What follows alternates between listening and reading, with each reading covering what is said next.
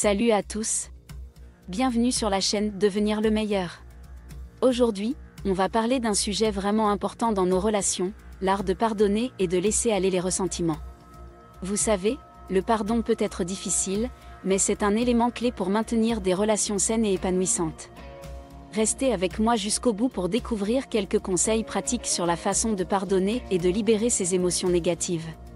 Si vous n'êtes pas encore abonné, cliquez sur ce bouton magique et n'oubliez pas de sonner la cloche pour être au courant de toutes nos vidéos inspirantes.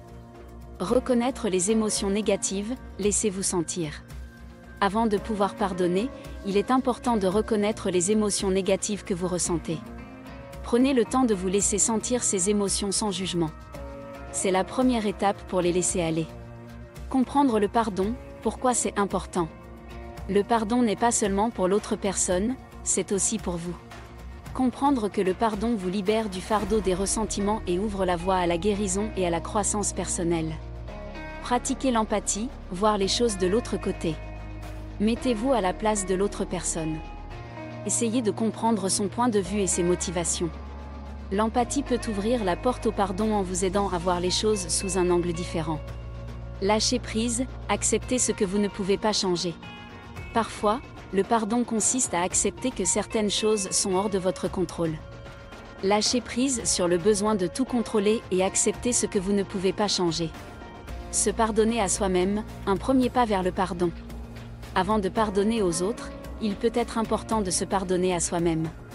Nous sommes tous humains et faisons des erreurs. Reconnaître vos propres erreurs peut vous rendre plus ouvert au pardon envers les autres. Prendre le temps, ne vous précipitez pas. Le pardon peut prendre du temps.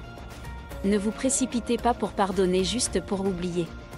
Prenez le temps de traiter vos émotions et de comprendre votre processus de pardon.